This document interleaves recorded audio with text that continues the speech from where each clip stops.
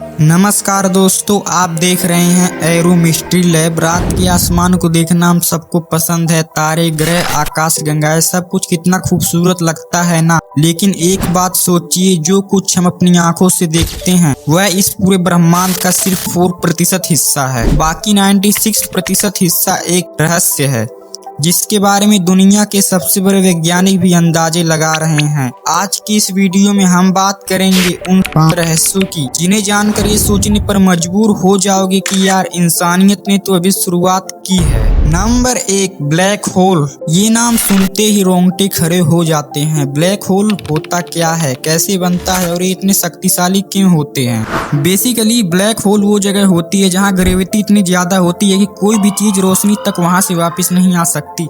अब इसको समझने के लिए छोटा सा एग्जाम्पल लेते हैं। अब ये सोचो कि एक बॉल को हवा में फेंका जाए। अगर तुम उस बॉल को ज्यादा जोर से फेंकोगे तो वो और ऊपर जाएगी, लेकिन वो एक टाइम बाद नीचे जरूर आएगी। लेकिन यहीं पर तुम अगर उस बॉल को इतनी ताकत से फेंक पाओ कि वो अर्थ के ग्रेविटी से बाहर चली जाए, तो वो बॉल कभी भी वापस नहीं आएगी। एंड इसी कॉन्सेप्ट को हम बोलते हैं एस्केप वेलोसिटी। अब सोचो एक ऐसी जगह जहां ग्रेविटी इतने ज्यादा है कि लाइट भी वहां से निकल नहीं सकती। यही होता है ब्लैक होल, जहां पर माना जाता है कि कोई भी एस्केप वेलोसिटी नहीं होती।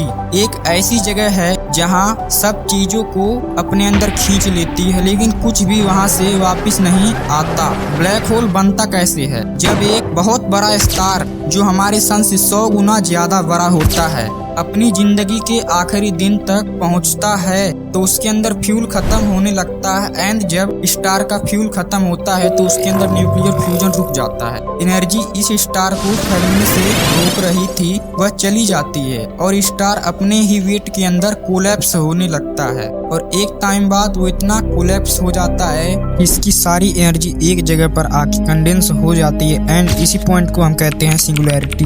अब आप सोच रहे होंगे कि सिंगुलैरिटी कहाँ होता है और ये सिंगुलैरिटी का मतलब क्या है। सिंगुलैरिटी ब्लैक होल के सेंटर में पाया जाता है। एंड ब्लैक होल के अंदर जाते फिजिक्स के नियम काम करना बंद कर देते हैं, क्योंकि ये जो हम इंसानों ने फिजिक्स को बनाया, इसके जो रूल्स बनाए हैं, ये ब्लैक होल के अंदर उल्टा काम करने लगते हैं। ऐसा इसलिए होता है क्योंकि जो चीज हम देख पाते हैं उसको एनालाइज कर पाते हैं, वैसा ही रूल बना पाते हैं। ब्लैक होल के अंदर कोई गया ही नहीं, इसीलिए ब्लैक होल के अंदर का क्या होता है ये अभी प्रूफ नहीं हुआ है। ये सब हाइपोथेटिकल है, सब थ्योरीज देते हैं वैज्ञानिक लोग। Number 2, time dilation. मान लीजिए आप एक स्पेस क्राफ्ट में बैठे हैं जो लाइट की स्पीड जितना ट्रेवल कर सकता है। आप 15 साल की उम्र में उस स्पेस क्राफ्ट में बैठे हैं और आप पृथ्वी के चारों ओर 3 लाख किलोमीटर पर सेकंड की रफ्तार से 5 साल लगातार ट्रेवल करते हैं। इसके बाद कुछ ऐसा होगा जो आपके होश उड़ा देगा। 5 साल उस स्पेस क्राफ्ट में बिताने के बाद जब आप धरती पर आओगे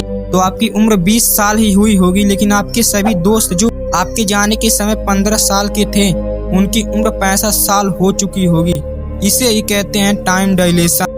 नंबर 3, कॉस्मिक साइलेंस। यूनिवर्स इतना शांत क्यों है, ये भी एक बड़ा रहस्य है। ब्रह्मांड इतना विशाल है कि हमारी आकाश गंगा में ही 40 अरब से ज्यादा ग्रह अर्थ जैसे हो सकते हैं, फिर भी हम आज तक किसी दूसरी सभ्यता की एक भी आवाज नहीं सुन पाए।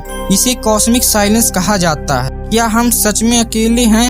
जवाब है हाँ, अभी हम अकेले हैं, क्योंकि ये हमारा जो मिल्की वे है, आकाश गंगा, ये 1 लाख लाइट ईयर में फैला हुआ है। हमारा ब्रह्मांड इतना शांत इसलिए होता है क्योंकि स्पेस में हवा ही नहीं होती और हवा के बिना साउंड ट्रेवल ही नहीं कर सकता स्पेस में। इसीलिए हमें स्पेस एक गहरी अनंत खामोशी जैसा महसूस होता है। Number 4, multiverse theory. कई वैज्ञानिक मानते हैं कि हमारा यूनिवर्स अकेला नहीं है, हमारी तरह अनगिनत ब्रह्मांड हो सकते हैं। कहीं आपका दूसरा वर्जन कहीं दूसरे यूनिवर्स में सांस ले रहा हो जो आपसे बिल्कुल अलग हो। जैसे आपको बुक्स पढ़ना पसंद हो तो उसको बुक्स पढ़ना ना पसंद हो।